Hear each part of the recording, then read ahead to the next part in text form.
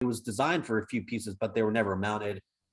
And oh, sorry about that. Current slide. And yeah, so if you go out in the woods, and I'd love to show it to you, you can still see these sites. And obviously very well preserved. It's kind of hard to get out here. So I share with visitors, this is a really a physical, tangible connection to the enslaved people that labored on the site in 1863 and 1864. And so obviously being an earthwork, fortification junkie, this is just very, very exciting to go out and see these sites. And as you can imagine, this is, as I said, a testament to the enslaved people that were at Camp Nelson, and really one of the reasons why it was able to be defended.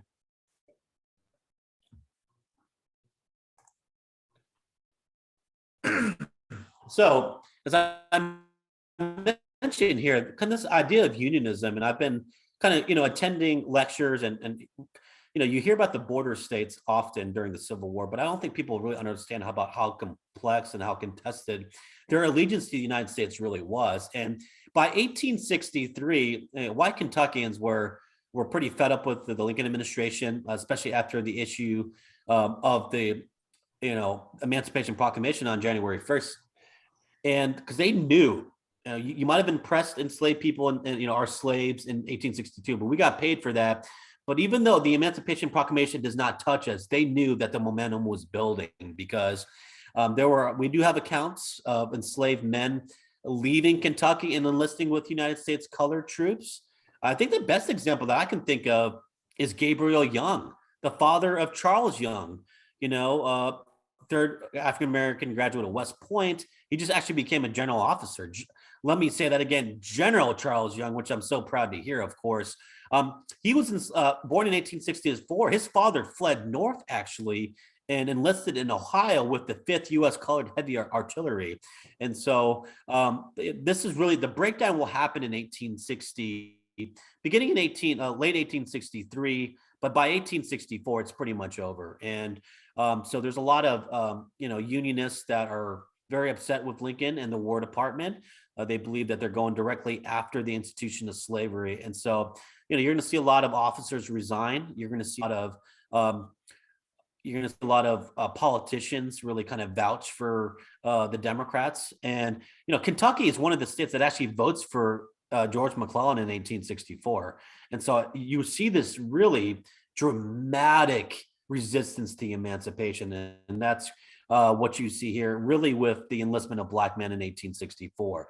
And so I've actually been reading through the records recently, within this past week.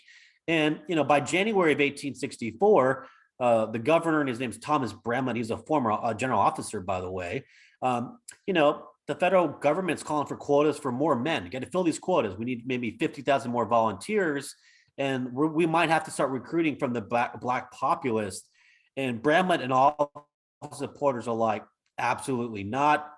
You don't need to do that. We can fill the quotas by enlisting white men from Kentucky. And so he writes to Lincoln saying, you should not allow this to happen. And Lincoln kind of defers it to Edwin Stanton, the Secretary of War. Stanton says, we have every right to do this because, we're in the middle of a rebellion right now. So they changed the Enrollment Act in February of 1864, which and by amending it, they said they can start enlisting Black men in the border state of Kentucky, which is critical. And as I said, this all really hinges on African Americans. What's going to happen with slavery in the state of Kentucky? So, and I wanted to share this quote, and you can see the date here. As I said, everything starts changing, right?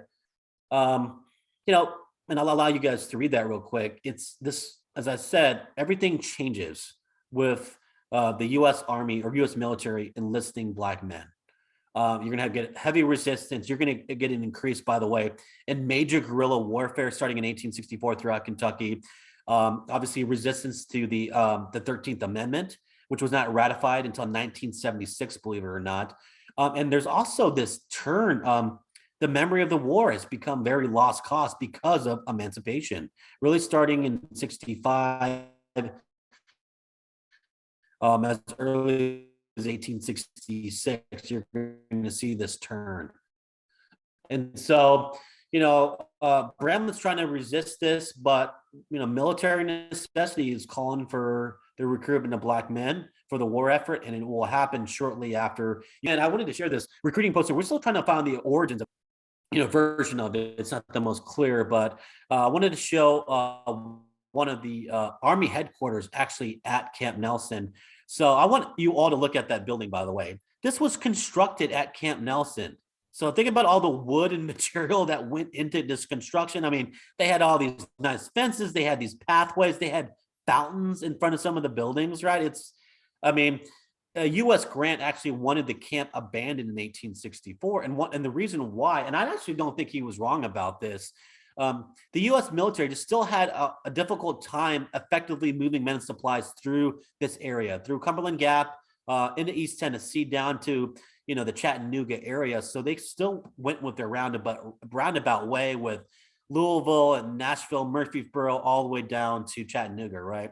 And so in 1864, he makes this comment. He's like, I had an inspection made of Camp Nelson, and he calls it basically a waste of money, a waste of resources, and it needs to be abandoned. He calls it to be abandoned. But as I mentioned, by the spring of 1864, with the enlistment of black men, that changes everything. Okay. And you can see that there.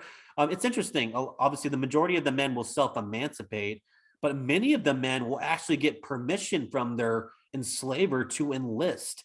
And these men will be compensated. So it's kind of interesting the way this worked. So they're kind of working both ways, right? Well, we can compensate you if they enlist, but if a black man runs away and self-emancipates at our camp by enlisting, we're going to take him in. And if he doesn't mention who his owner is, that's okay as well. So you can see there's so many different layers here. And you can see there's a lot of different ways, so there was kind of a give and take, and as they were trying to compromise on what to do here.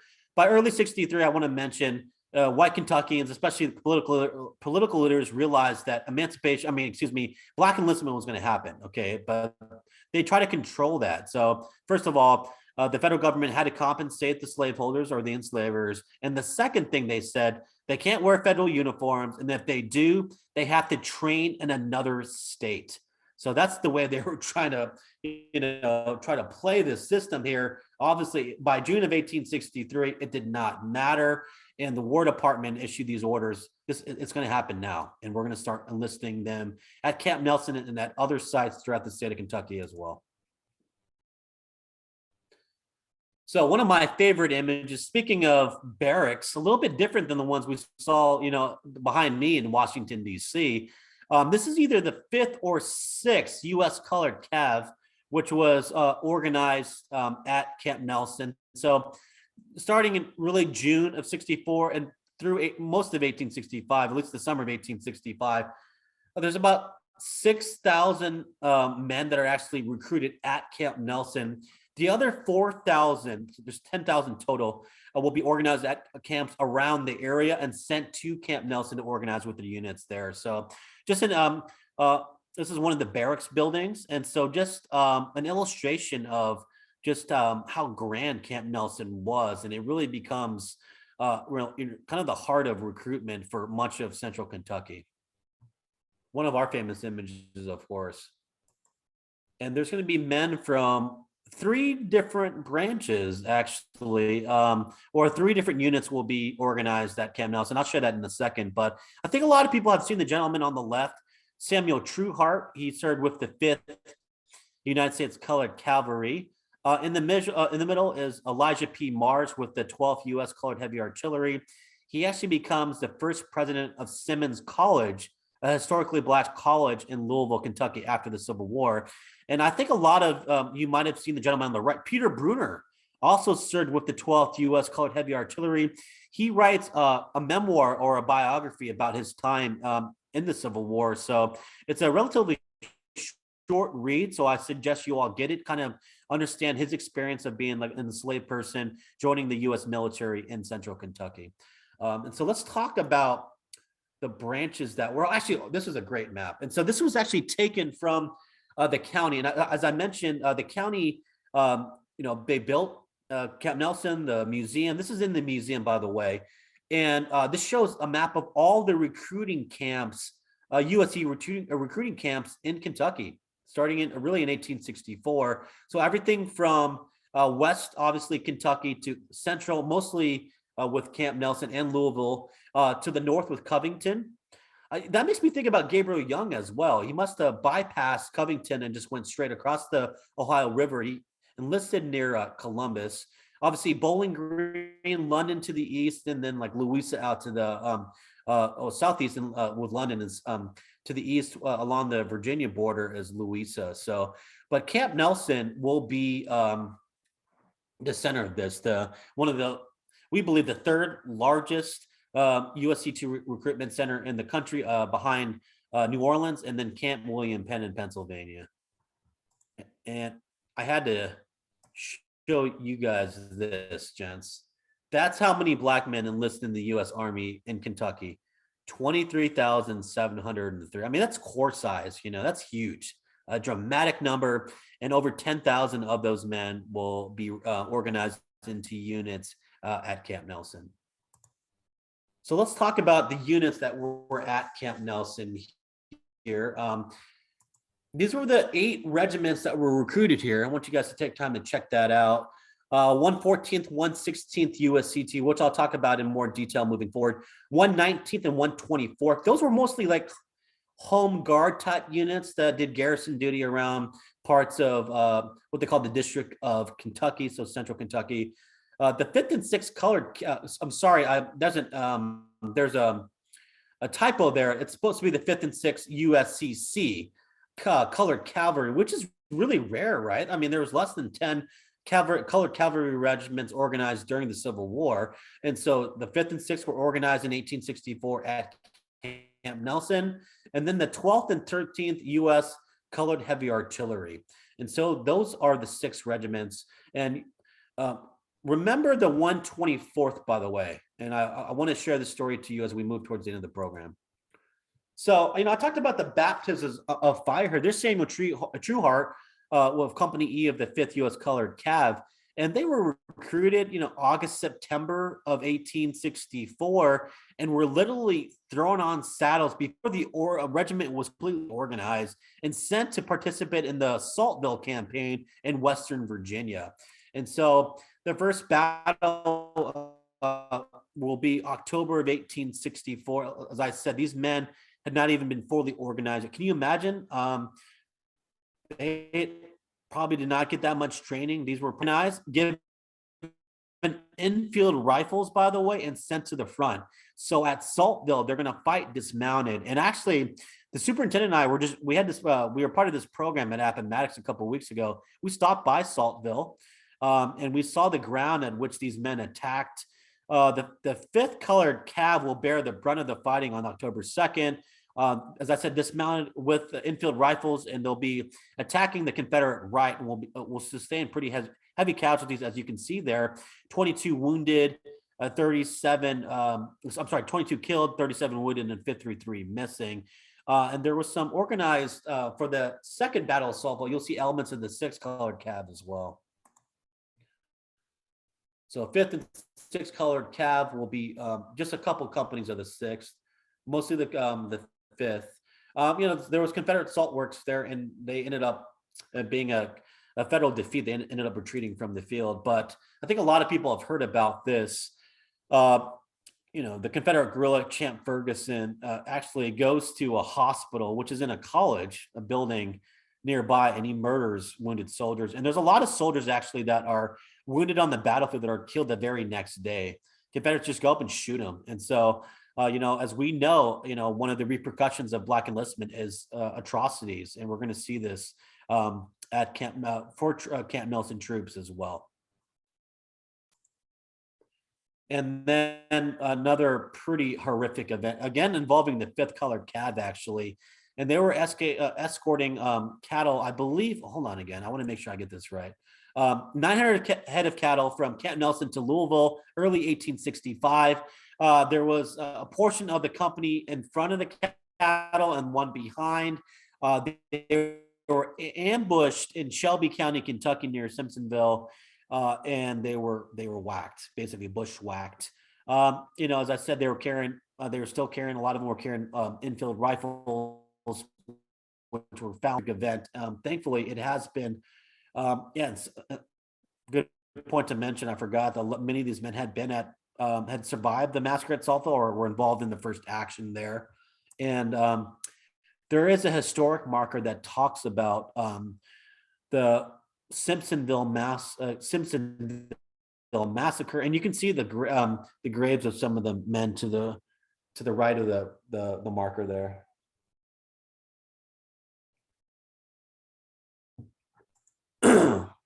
So the majority of the troops, other than the 5th and 6th Cav, right, will be mostly, because they're in Western Virginia, but the majority of the infantry and the 12th and 13th Heavy Artillery will remain in Kentucky doing garrison duty, which is not uncommon for U.S. colored troops throughout the country during the war. But we must talk about the famed 114th and 116th USCI colored infantry. And listen to this. The 116th, they were sent to the Richmond-Petersburg line, deep bottom, in September 64, where they served at Fort Harrison. They were part of the Army of the James, and were reviewed by President Lincoln in late March and served in the Appomattox campaign. So they were part of the 25th Corps in that epic march they made to cut off Lee's army and force the surrender of the Confederate Army in Northern Virginia on April 9th, 1865. And we actually did a pretty cool video following the footsteps of the 114th and 116th. We went from Camp Nelson to Richmond National Battlefield Park to Petersburg National Battlefield and ended up at Appomattox. We wanted to include as many national park sites as we could, and that's on our park website, so go check that out.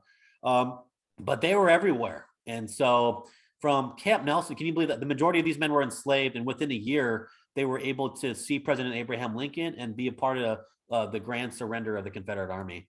And then the 114th as well, sent out later to Virginia, but also served with the Army of the James in January of 1865, served at Fort Garrison, and they would be a part of the federal troops that marched into Richmond after it fell or was abandoned in early April of 1865. And so these are probably the two most renowned regiments in a way, just because they had saw the most extensive service and were a part of some of the biggest battles in the Eastern Theater towards the end of the Civil War. And there is William right there again. And believe it or not, there was a photography studio at Camp Nelson, discovered by the chief archaeologist here. He was actually excavating the sutler shop and found the remnants of this photography studio, and he found out who the photographer was, and because it was not on any of the period maps. And so there were soldiers, white and black, that captured their images at Camp Nelson. But their service does not end. I know we're just talking about this because, my image of the 4th U.S. Colored Infantry and their service in the defenses of Washington until 1866. Not too much of a surprise, but these soldiers, their service did not end after Appomattox. They kept on going, like a lot of the regiments that were organized in 63 and 64 for 3-year terms of enlistment. And so the 114th is sent to the Rio Grande to perform garrison duty along the Texas-Mexico border from, look at that date, June 1865 until April 1867. And then the 116th, similar fashion, sent from in May 65 until September of 1866. And then New Orleans, that's very, very important, my friends. And then they were mustered out in Louisville in January of 1867, except for 113 men who didn't return to Kentucky. What happened? Let's hear the answers.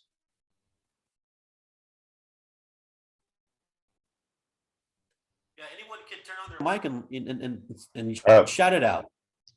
Dead of disease? No. Settled in Texas? Incorrect.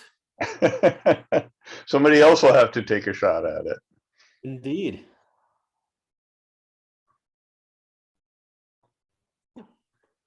Well, I hope you're ready for this, my friends. They joined the regular army. The what? So 113 of them joined, All right. enlisted. Yes, exactly. Enlisted in the regular army and some joined the 39th Infantry. We know there were 4 infantry regiments starting in 1866. The 25th and 25th Infantry, as I know my friend Bill Gwaltney has spent as much of his career, connecting the public to. And then the 9th Cavalry as well, the famed Buffalo Soldiers. So these were the first Buffalo Soldiers, a part of the first generation of Buffalo Soldiers. This image was taken in, I think, in the 1890s. But, I want to give an example of, from USCT to regular Army to Buffalo Soldier, right? Absolutely incredible. And you can imagine, the Army provided a lot for these men, constant pay, regular pay, ability to take care of themselves and their families. And a lot of these first generation Buffalo Soldiers will serve in the Army for 20 or even 30 years. But we know at least 113 of them will join the 9th Cavalry or 39th Infantry. Okay, so I got to talk real quick, of course, about who joins the men at Camp Nelson, and it's, as you can see here, women and children, old and infirm Negro men unfit for military duty is critically important, who have voluntarily come into camp will be sent beyond Army lines.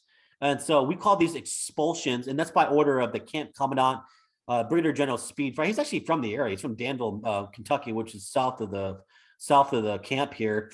The first expulsion order really comes in this month, August of 1864, and there will be at least, we know of 8 such expulsions of Black refugees from Camp Nelson. Unfortunately, this included family members of Black soldiers.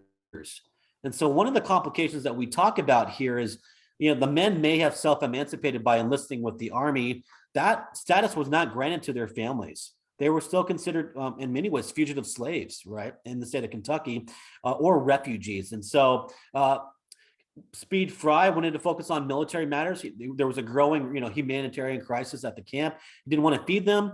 There were some women that were able to find, work as laundresses and cooks and things like that. But the majority of them were driven from the camp. And the worst incident, unfortunately, happened, and we just actually call it the expulsion, in November of 1864, November 20th, actually. 400 Black refugees are driven from the camp. The Army goes in afterward and burns down their tent cities and things like that to make sure they don't come back. And we have they were sent out of the Army lines, sent up to basically Nicholasville. They had nowhere to go, of course. They had no way to really take care of themselves.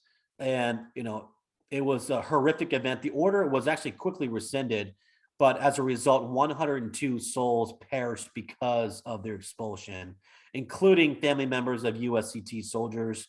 There was affidavits taken after this incident, interviewing Black soldiers, including USCT guys who had lost family members. There's a tragic account of a soldier, I think from the 119th, who said, "My son was sick. I knew if they sent him out of the camp that he would die," and he ended up dying. And so we did this. This is our first public event right after I arrived. So this is November, and we did a Luminaria event. We did you can see the 102 bags lit to honor the lives lost with the November 1864 expulsion. We also have 2 bags lit more towards the obelisk itself. And that's for the souls that perished trying to get to Camp Nelson. There were probably hundreds, if not more, women and children and then men as well, that were violently assaulted and even killed, attempting to self-emancipate. And then there had to be people that died from the other expulsions as well. So that was one of the events we did. And I'll talk about the obelisk towards the end of the program. Okay, but I'm not sure if if the word positive is correct, but there will be, this will inspire change, I think is a better term. In January of 1865, the federal government authorizes the establishment of the Home for Colored Refugees. That's literally what it's entitled, the Home for Colored Refugees, which is established west of the main road. And this is all a part of the main, all part of Camp Nelson, by the way. And you can see this structure, one of my favorite images of Camp Nelson, because you can see the evolution here. You've got the main structure that's up in the middle, including a hospital, including mess hall, kitchen, and a school as well, and then of course some barracks. I showed the row houses before. I'll mention that in the next image. You can also see the tents, and then there's kind of like this little, the wooden kind of row houses as well, right? And so you have different forms of housing because the refugee center grew, especially in 1865. And on March 3rd, 1865, Congress passed legislation emancipating the family members of USCT soldiers in throughout the country. Unfortunately, there were still enslaved people in Kentucky, as I said, until the ratification of the 13th Amendment in December of 1865. But there's that famous image again. Over 100 of these structures you can see on both sides of the road. There'd be a little family gardens in front of each plot. And I wanted to share, and Michael, you'll appreciate this, the importance of archaeology here has been, because it's been telling us stories, right? And so Dr. McBride's been doing these excavations, and he found amongst these, the areas where he excavated, a lot of army material as well, because a lot of the USCT soldiers stayed with their families in camp, which was, quite rare compared to obviously other military installations across the country. We know that a lot of the Black refugees were not eating army rations, a lot of beef. They were eating more pork and chicken and things like that. Their jewelry had some West African influence culturally in it as well. So very, very incredible things that we have found just through the archaeology, really understanding, who some of these people are, the way they lived their lives at Camp Nelson, at least during this period here. And then kind of what happens after the Civil War. Well, so this is come from the larger map that I showed earlier, but here, my friends, is the home for colored refugees, especially right here. You can see those row houses that they had there, and these are all the school and administrative structures and all those other things there. And check out here. Further out, there are smallpox hospitals. Colored refugees will be here. Here's the main Lexington Dental Turnpike right up here, and then the Kentucky River bends right over in this area here. Okay, so what happens in 1866? As I mentioned, you can imagine the local Kentuckians did not want a Black community forming in this region or area, and so literally the entire camp was dismantled, every building taken down. But through a lot of foresight, there's a Reverend John G. Fee, an abolitionist. He was really important to the establishment of the Home for Colored Refugees. Him and his wife Matilda and actually kind of foot the bill to purchase a lot of the acreage here, and their goal was to sell parcels of land to the former refugees and the USCT veterans to establish farms. And so there's a small community that forms on this plot of land. It's known as Ariel. We now call it the Hall community, and it's still there. There are still descendants of USCT soldiers that are still in this community today, but very small. The majority of Black refugees and veterans left the area. And so this is actually, excuse me, there's a small cemetery. They call it the Hall Cemetery. And there's actually, I think we went over there recently, and I think we found less than 10 USCT headstones over there. But these are people that lived in the Hall community after the Civil War. Excuse me. And we're talking about movement, right? Well, we know that a lot of African Americans from this area, especially Camp Nelson, went north. A lot went to Louisville. A lot crossed the river and went into Ohio. But there was a group that was from this aerial community that by the 1870s, they just couldn't make it work. And so they joined, the convoy of African Americans that went west to establish homesteads. These are the exodusters. There are literally exodusters from Camp Nelson. One of them is Gabriel Burdett. He was a USCT soldier with the, hold on, I want to make sure I get the regiment right. I have it in my notes here. He was with the 114th. He actually assists John G. Fee, the Reverend, with religious services. He basically becomes like a minister or pastor at Camp Nelson, and help educating the former refugees at the site here. But he's going to lead this group of exodusters out to Kansas and be a part of the establishment of Nicodemus.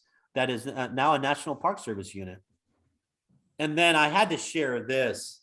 I'm not sure if you gentlemen have seen this earlier, but this is actually from the Adams County Historical Society, Gettysburg, of course. This is, believe it or not, Richard Lilly. He's a veteran. He was in the 124th United States Colored Infantry. And believe it or not, this was taken at the 75th anniversary of the Battle of Gettysburg. Absolutely incredible. And let me kind of share more of his story.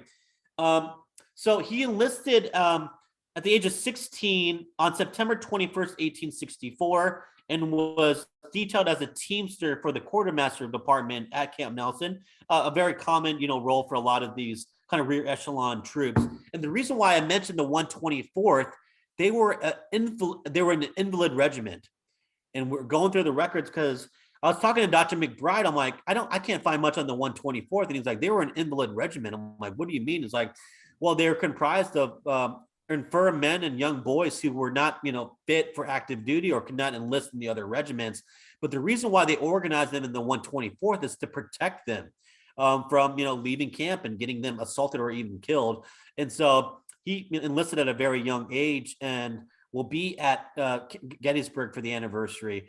So our Superintendent Ernie Price just did a winter lecture series at Gettysburg last weekend, and he was talking to the chief interpretation. I think a lot of people know Chris Gwynn, and Chris was telling him that there's at least, I think, 40 or so USCT veterans that were at the Gettysburg anniversary, both the 50th and the 75th, which is absolutely incredible. But look at his image, absolutely incredible, right? I mean, how often do we see USCT veterans? Not as much as we'd like, of course. And this gentleman came from Kentucky. Not only that, he was just from Jessamine County, and his enslaver ran for Congress and served for 2 years after the Civil War. Another incredible, just story of the Civil War in this state. So I call this a monumental legacy. So this is the obelisk at Graveyard Number 1, located just south of our main, south of the Northern Defenses Earthworks, but also north of the Visitor Center. So we call this Graveyard Number 1, and it was the site. There's still people in the ground, actually. We're not sure how many. There was a cadaver dog that went out there before the Park Service was established, but I think well over 300. But it contains women, children, Black and white refugees, that managed to get Camp Nelson during the Civil War. It also included Black and white soldiers up until 1866, when they were moved south to another cemetery, which became Graveyard Number 2. That'd be actually Graveyard Number 2 was actually established at Camp Nelson. So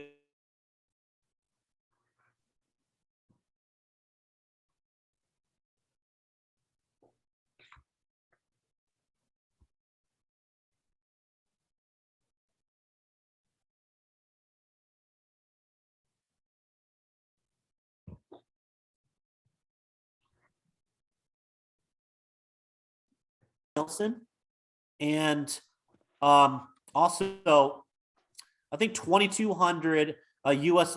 Military from the Civil War and 900 USCT. It's an incredible area, incredible cemetery. And then, we're working with living history groups. I think some of you might have know these men or worked with them before, but they represent the 12th United States Colored Heavy Artillery reactivated, and they're like the Camp Nelson home unit. And we've worked with them a couple times already, and look forward to working with them moving forward here. And so what's the future of Camp Nelson? Well, we're kind of forging a new trail here, right? We're forging a new path and hoping that to get more visitors and the public engaged with Camp Nelson. And as you guys can see, the rich, very dynamic history that occurred here, a story that's also very relevant to what's going on in our society today. And I think a lot of gentlemen have seen Moses of late, on the USCT pages on Facebook, but him and his mother visited Camp Nelson in late 2021. And boy, he looks good in Federal Blues, doesn't he? And so we had a great time showing him around the park, and it was a really, really special experience. And then this is at the Luminary, actually. I'm sorry, go ahead, my friend. Oh, I was just going to say he was at Alusty last weekend. Oh, what's the Lusty? I didn't see the photos yet. Okay, I look forward to checking that out. And then this is the 12th. This is our November Luminaria event. So we'll continue. And by the way, if you look at the fort there, this was the one that was reconstructed by the county. They excavated the site and they rebuilt this in the early 2000s. So kind of similar to Fort Stevens, but obviously they've got the wooden revetments and not the concrete ones. And then we had their flags up there. And so there's a better view of the park, by the way. There's the visitor center. There are the reconstructed barracks, which would have been further down, but we moved them up I guess they moved them up for accessibility reasons. And there's actually one historic structure from 1855 they called it the White House. It was the property owners that were here when the war began. So I call that the great task remaining before us, my friends. So, yeah, please follow us for more information. We've got obviously our website, Facebook, Instagram, and there's my email as well. So, Michael, I turn it over to you and the rest of the gents here to see if they have any questions or comments. Look forward to hearing from what y'all have to say. I noticed the photo of the gentleman in the studio at Camp Nelson. Very nicely dressed in his frock coat and everything. Right. He's holding a book. Yeah. He's sending a message, I think, about literacy. And did they have schools there? Oh, they do. Absolutely. Yes. There he is. What do you think? Do you think it's perhaps could be a Bible? But you're right. I think the importance of him holding a book and not another prop is a really important aspect. So yeah, there were educators, relief societies that came from North. And I guess I didn't share the image, but there is an image of school children and teachers outside one of the buildings. So all these young Black students are gaining an education. Right. Amazing, isn't it? Yeah, that's fantastic. I would also share as well the importance of education, obviously after the Civil War. And I think it gets back to the idea of the Buffalo Soldiers, because, before the Civil War, especially out West, there were chaplains assigned to military posts, but not specific regiments. But when they reorganized the regular army to include these Black regiments, each of the first of all, the first 6 and later 4 regiments, each included a chaplain. And the chaplain was not only assigned religious duties, but education as well. He was an instructor. And so that's something to think about, And so, yeah, look forward to chatting with everyone. Let's, any questions or comments? I guess one other comment I had was you there were like 8 regiments raised there in Camp Nelson, right, or organized. And about, both the cavalry regiments and 2 or 3 of the infantry regiments were actually involved in combat. Right. Yeah, so that's actually, one of the stereotypes about the USCT is that everybody served in passive garrison duties. And it's like, well, no, that's actually a pretty good ratio. If you look at the Army at the end of the war, there are 1 million men. There aren't 500,000 of them in combat operations.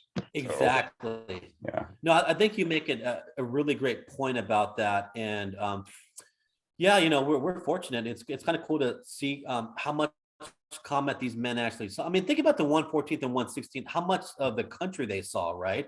From Kentucky all the way out to Virginia, down to, Louisiana, out to Texas and the Mexico border, right?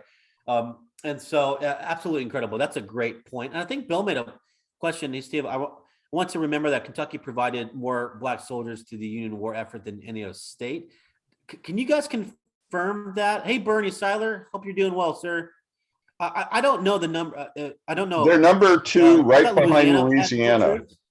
I thought so. Okay, so they're number 2 behind Louisiana. Yeah, not by much. Okay. Wow. Okay. Great. And considering that Louisiana got a head start in 1862, that's doing pretty good. Absolutely. And I think it's important to understand that Camp Nelson actually lived a pretty short life. It was really, obviously from the military aspect, it was middle 1863, but from the Black recruitment point, it was mid 64 to 65. And they were able to get 10,000 troops organized with the 8 regiments there. So does anyone else have a question for Steve?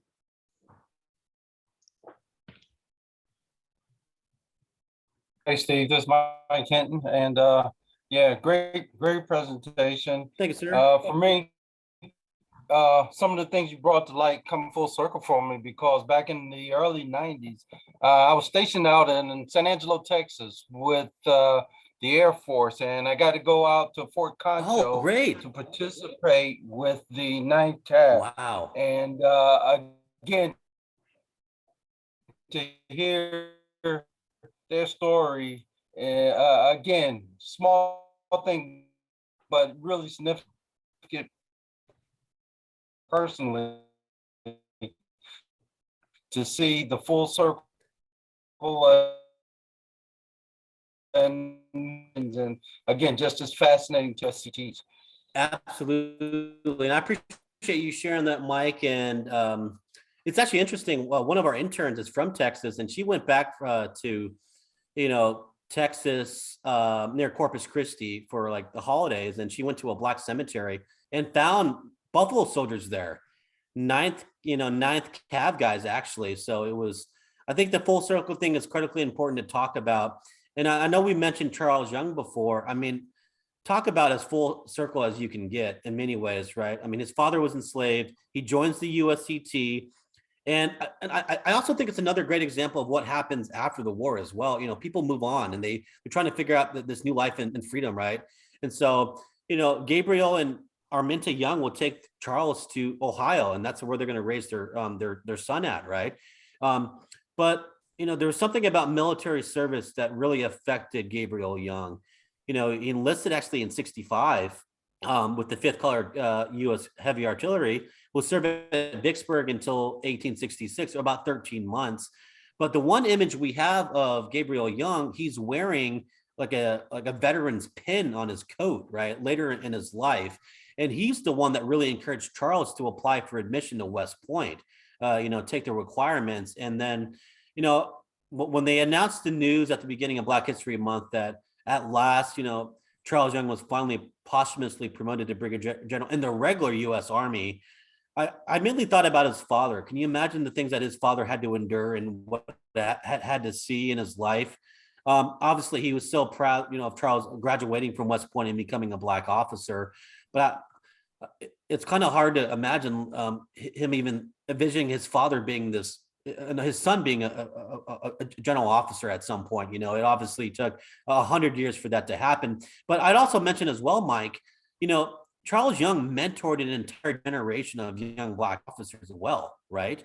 Including Benjamin Davis Sr., right, who served in the regular Army, the Ninth Cav, who was a sergeant, and then he, took a missions test and became a second lieutenant, right? I mean, Charles mentored him, he inspired him in many ways. He followed in Charles' footsteps. So when Davis Sr. becomes a general officer in 1940, he thought about Charles as well. So, and then we know his son, commanded the Tuskegee Airmen, right? 4-star general. So it's really not that far off, is it? Right. I think that's really important to understand, right? We're just a couple generations away. And I'll share as well. And I forgot to mention him. I thought I had him in I had another presentation today, and I had him in an earlier PowerPoint with another group. But we have direct descendants in that Hall community that's just south of us from the visitor center. And one gentleman, his great grandfather was a USCT soldier from Camp Nelson. He had 2 relatives there, or 2 ancestors, and he also served. His father served in World War II, and he served in Vietnam. So this legacy of service was absolutely incredible. So, and I would share this as well with all you gentlemen. Working at these historic sites has been obviously quite fulfilling and inspiring, because we hear from so many different people, right? And so we've had a lot of people reach out to us and be like, hey, there was so-and-so in my family that was enlisted in one of the black regiments at Camp Nelson, so we're continuing to flesh this out as well. So this is just a start. So I hope, learn a little bit about Camp Nelson today, and just how incredible the site is, the stories there, of course, and hope you can make it out and see us at some point. It'd be an honor. So any thoughts or any other questions? Thanks for your thoughts, Mike. I really appreciate that. Steve, great job. Bill Gwaltney here. Yes, my friend. It's wonderful that there's a place like Camp Nelson where Right. we can go and visit. Right. I'd mentioned that the very place where Young assisted Davis Senior to become to apply and you know, get a commission from the ranks is also still standing.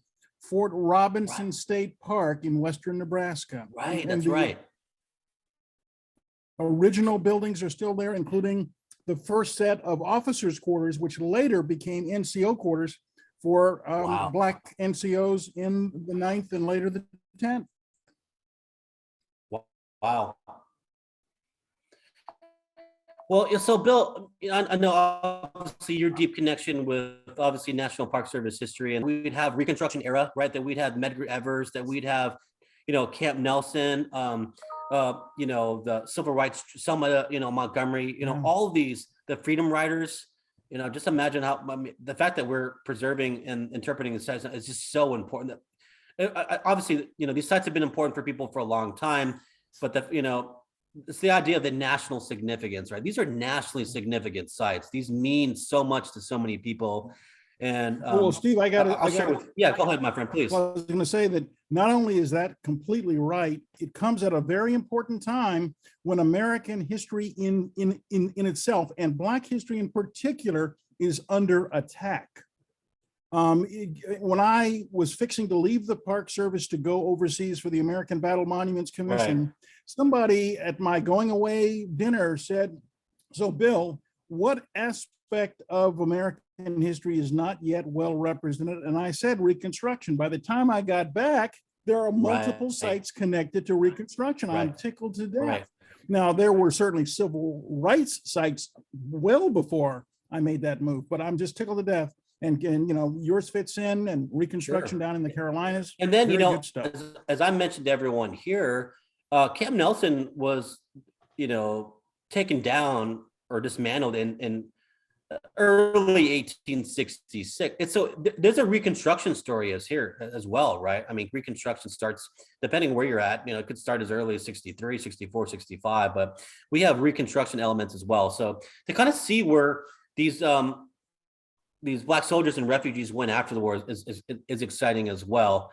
And I might have mentioned, I hope I did, but we talked about the Black men that were impressed to build the fortifications and road system. We have identified about 90 or so that later came back and enlisted in the Army at Camp Nelson. Isn't that something? Great.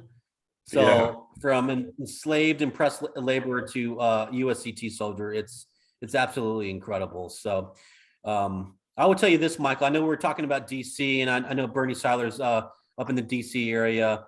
I wasn't ready to leave Washington DC yet, but it had to be a very, very special site. And I think you all can see Camp Nelson is an incredible site. And so we're all very inspired and dedicated to be here. And we're just getting started. So I look forward to you guys kind of seeing what we do here, right? We literally only have boots on the ground starting last year. The visitor center was reopened in June of last year, and it was, as I said, it was the superintendent and interns working. But now we're almost fully staffed, right? And so we're going to do a lot of different programming, and as I said, a lot of park projects from trail system. Oh, by the way, and Bill Gwaltney, this is one already. I'm joking around about this, but I was able to get a couple cannons, I believe, funded for our park, and Michael will appreciate this and Bernie will as well, being so connected to Fort Stevens. I wanted to get a 30-pound Parrott rifle because there were 21 guns mounted at Camp Nelson, the defenses of Camp Nelson, 18 Napoleons, which makes sense, and 3 30-pound Parrott rifles. And we were gonna. I didn't want to do a project about guns that we could fire. I wanted ornamental pieces, and it was like we had at Fort Stevens. So I wrote a project up to get a 30-pounder and a 12-pound Napoleon, and I think we're going to get the 30-pounder funded next year, 2023. So Michael and Bill Congratulations. and Bernie, I make the joke that the second that cannon gets mounted at one of our forts, I'm going to retire because it doesn't get better than that. So But yes, any other thoughts or questions, my friends? I always obviously appreciate the companionship, and just obviously having conversations with you, you wonderful men. So Well, I want to thank you very much for taking time out, especially after you've been Zooming all day. So thanks very much, Steve. yeah, definitely. And I don't know, Robert may want to have you talk to the Baltimore Civil War Roundtable if you haven't. And like I say, I'll get the tape out of this out. Yeah, yeah. I probably shouldn't have mentioned I was going to tape it. Maybe more people would have showed up, but I think this went really well. And we really appreciate it. Yeah, I appreciate it. And again, as I said, thanks you, Bill, for kind of, getting everyone together doing this. Mike, nice to meet you, sir. And it's always good to see old names and faces. So I'm not too, I'm far away from the defenses of Washington and DC, but it's always good to connect with friends again. And as you know, gentlemen, I'm at your service.